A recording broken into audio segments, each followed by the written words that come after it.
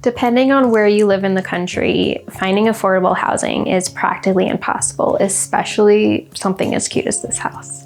So I'm Kayle and welcome to my tiny home.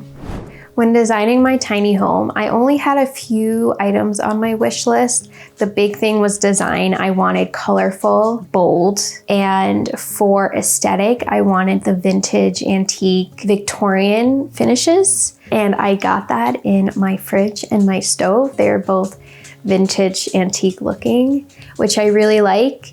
I did want to put a lot of effort into the kitchen just because it is right when you walk in, and I mean, it is a beautiful kitchen. So before I moved into the tiny home, I lived in apartments and granny units. Cooking in there, usually it was still an apartment-sized fridge, it was still an apartment-sized stove, but to be honest, the majority of my foods are cooked in the microwave. It's nice to have these when I want it, but the stove and oven aren't used that much, but it is nice to have all of this counter space when I am prepping. When it comes to storage in here, I feel like it's about the same storage I might have had in my apartments and my granny units, but this one was a lot more intentional because I got to choose where my storage was. So I have a lot of storage and I didn't have to downsize pretty much at all. For the flow of my kitchen, I feel like it works really well because everything is in this area. I got my fridge, my stove, my sink, my silverware, my plates, and my bowls all in one place, so I don't have to go very far to grab anything, and it's just worked really well. When designing my house, I definitely wanted a dining room. I'm so used to eating on my couch or my bed, and I really wanted to change that in this house. So designing the dining room was very important to me. It was always part of a plan, having the countertop extend so I could put bar stools. Across from my dining area is my grand staircase, and my grand staircase was probably the most important thing for my tiny home. I wanted it to be the focal point. I knew that I wanted the treads and the stairs to be a typical height of stairs. I didn't want it to be really steep or really shallow, and so that's why the grand staircase goes so far into the rest of my house, because I really wanted that. I wanted to just be able to walk, run, go backwards on it, and two, when I'm older or for my dog, I wanted him to be able to walk and up and down it as he pleased because I want him to have full access to the house. I knew that a ladder or something that people put away wasn't for me. When it comes to the storage, there's actually some drawers are not even filled up all the way because there's so much more storage than I'd had in any previous apartment or granny unit. Even though apartments and granny units are small, this one is just laid out differently and I had more space to put things, and it's really nice that I have room to grow in this house. Behind me is my arched doorway, which leads to my bedroom. Let's go see it. I didn't want a big bedroom because I really just wanted my bed and my storage. And so I have a queen size bed. It's a lift bed, so all of it underneath is storage, which is really nice, or else it's just empty space. In my design, I always had the bedroom on the ground floor. And so I knew that a loft wouldn't work for me, even though I'm small and I could probably not bump my head as much on a mattress on the loft. I didn't want to have to deal with that. I wanted to be able to walk around and make my bed really easily. A lot of times when you hear people with their upstairs bedroom, it's making their bed. It's the simple things, waking up in the middle of the night and not worrying about hitting their head. And if I need to go to the bathroom in the middle of the night, I don't have to worry about walking up and down stairs. And so the main floor bedroom was always a big priority for me. And probably the focal point of this room is my beautiful wallpaper. When designing this house, I knew I wanted wallpaper, and I found the perfect wallpaper for this room. And when I showed it to my builder, she was like, yes, it's beautiful, but it'll be about $300. And I said, okay, well, I don't have $300. So we found the blue and white striped wallpaper, which was very similar to what I was going for, but it didn't have the purple flowers. And the purple flowers obviously are so important. And so I found purple decal stickers, and she put them on the wall, and she said it looked like a sticker, it looked really bad, it's not up to either of our standards. And so she stenciled out each decal, she put it on the wall, and then she hand painted each of these flowers to look practically identical to the wallpaper that I wanted, but for a fraction of the price. So I love waking up and seeing this beautiful wallpaper, and it matches with the blues and obviously the purples, because you can never have enough purple. And the purple is very similar to my curtains, which are blackout curtains, because I like a dark space. So I've got my really dark curtains, and then I close my pocket door, and I've got a bedroom, a complete 4-wall bedroom. I don't have a whole lot of clothes, and so only filling these skinny cabinets up with clothes is perfectly fine. I just roll up my shirts and my pants, and then I have a wardrobe on this side, which I wanted as well to have some drawers and to hang dresses, and it doubles as a full-length mirror, so I can always, check out my outfit before I head out. Having a porch outside of my bedroom was always in my original design. I just thought it would be really cozy to be able to walk out from my bedroom directly outside into a porch. So I did a sliding glass door just because it would be the easiest. And then I have a 4-foot porch right outside with a swinging chair that I use all the time because I love swinging. And then you also have this beautiful view around me. And when I'm laying in bed, I get to look at this and the mountains, and then the mountains on that side too. So just having a deck that would lead out into a backyard was something on my wish list. I decided to go tiny because I've seen a lot of the videos, and I knew that living in Northern California, I was not going to ever be able to afford a house, let alone even the down payment. When I decided, okay, maybe a tiny house is the way to go. I'm small, I don't have a lot of things, I don't make a whole lot of money. So it all just kind of worked out really well. And because I'd already been living in really small spaces, it didn't seem like a huge jump for me. When I realized that tiny homes was definitely the way I wanted to go, and I watched all the YouTube channels and the shows, it was really time for me to, pick a builder, because that is a huge step. It just felt really right to go with Lifescape. I knew that they would give me my dream home. And so that's when I decided that that's the company I was going to go with. One of the difficult parts was finding a place to put my tiny home. A lot of states and counties don't recognize tiny homes as homes, especially tiny house on wheels. So I had the idea in my head that I wanted to move to Arizona. My parents live here. We have about 10 acres in the middle of the desert that I own as well. And I really wanted to park my tiny home here, but I couldn't move it right away. And so I lived in the RV park. I was only there for a few months, but I was very excited to finally move my house here. We hired a driver to move it from Northern California to Arizona, and it was actually a really smooth process.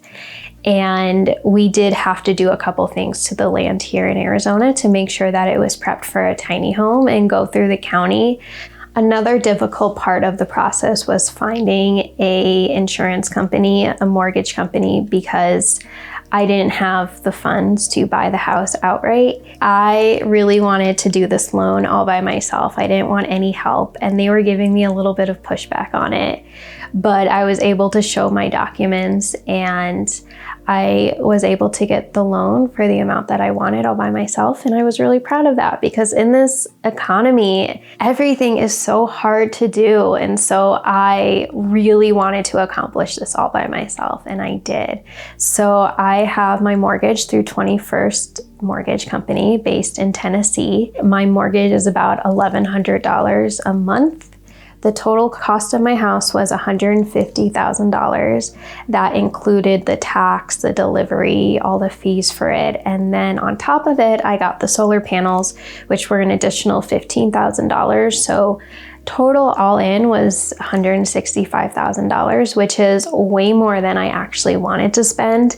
I had the idea in my head that I could do it for less than $100,000, and even $100,000 is a lot of money. But unfortunately, that's just not how the world works right now. And if I wanted to get a house in Northern California, it would be about $500,000 or $600,000 for a house that was falling apart and maybe not in a good neighborhood.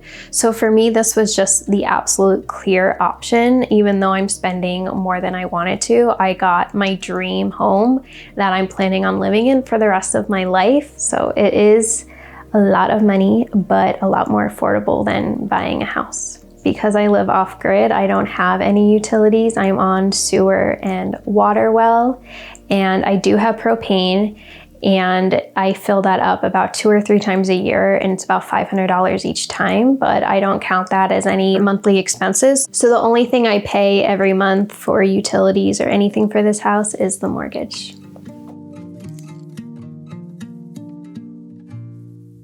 So we're in my living room right now, and it is in the loft.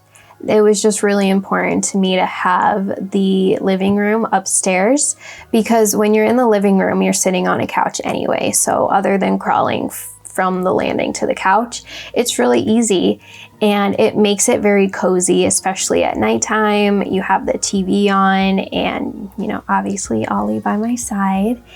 And this was part of the original plan, always living room in the loft.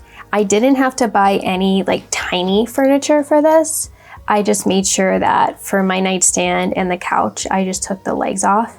And with the way the ceiling is, if you're 6'5", you can sit on this couch. And that was really important to me. Just because I'm short doesn't mean that everyone else in my life is short. And I wanted everyone to be able to sit comfortably on this couch. I would still like to do a little bit more with the living room. It's a little plain for me, which might be crazy because there's so much bold in colors in here, but there's a lot of white walls, and I'm not really a white wall kind of girl. So the living room is still a work in progress. In my bathroom, there were a couple things that I really wanted. The first one was a big enough shower to move around. A lot of tiny homes might have a really small shower, and that wasn't something that I was interested in. So this is actually the same size shower I had in my last house, which was a granny unit. And it's so big to me. I love the range shower head. I love my shower curtain. It's yellow with bows on it to make it a little girly. Something else that was a must-have for my bathroom was my sink behind me. If you look at A Christmas Story, the movie, this is actually a very similar sink that they had, and I think that movie was in the 40s or 50s, and it was way more expensive than a sink should be, but that was something on my wish list that I really, really wanted. And I do not have any lack of storage in this bathroom. I got 3 drawers right here. I got a big open space behind me, and then over there I have a lot of storage as well. So I'm able to fit every bathroom thing that I could want. I opted for a regular flushing toilet. I wasn't interested in a composting toilet. And the stained glass behind me is a really cute feature of the bathroom that I actually didn't know I was getting. So it was a surprise to me.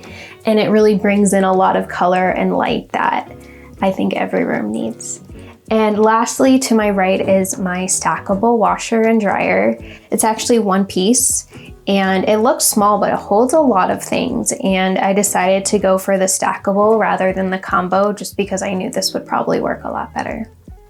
I got everything that I wanted in this bathroom. I realized that it is a little bit larger compared to maybe other tiny house bathrooms, but to me, it fits the space really well. I couldn't imagine going any smaller. Maybe it's because of this huge countertop that I have or the larger shower that I have, but I got everything that I wanted, down to the floor, down to the color. This was my exact design for my bathroom. Right when you walk into my house on the right, I have a little entryway unit.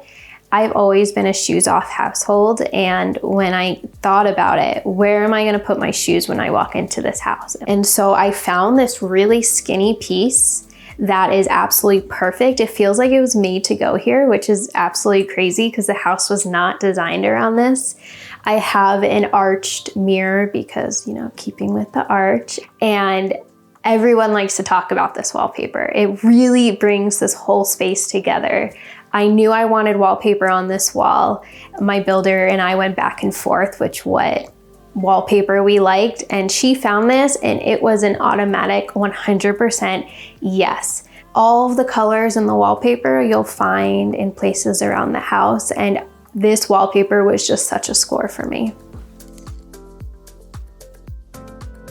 My house is 30 feet by 10 feet wide. I wanted to go for that 1.5 foot extra rather than an 8.5 foot wide, just because I feel like it makes the house feel so much bigger. And then I have 4 feet off of the back, so it's technically 34 feet. So it's about 300 plus square feet of a house.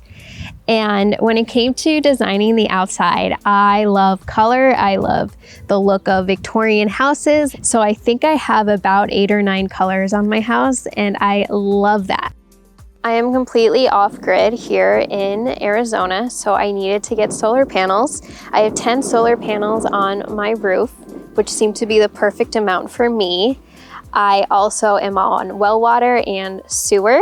I've never been off-grid before, so that was definitely an adjustment. You have to think about it a little bit more, because if there's no sun, then you don't have any electricity. And I do have propane, but I also need electricity for a lot of the things in my house. And I have an app on my phone that tells me where I am in my solar, so I know if I'm pretty low that I can't use the washer and dryer, or I can't have the air conditioning on all day. But other than that, just remembering to check the app, it's really not a big adjustment for me. Any advice for people who are out there, maybe in Northern California, in their small, cramped, loud apartment? Going forward, I would say if you really want this, you can do it. I didn't think it was possible for me, but I made it work with the insurance company, and I made it work with my builders, and I've become such a stronger person because of it, because I really held my ground. And I think when I walk in here that this is me. I've never felt more me in my entire life. It's my home, it's my livelihood, it is where I want to raise children one day. And so it really is just the definition of me and who I am and what I've always wanted in life. Thank you so much for touring my tiny house with me. If you are thinking about doing this, I highly recommend it. It was the best decision of my life. Bye.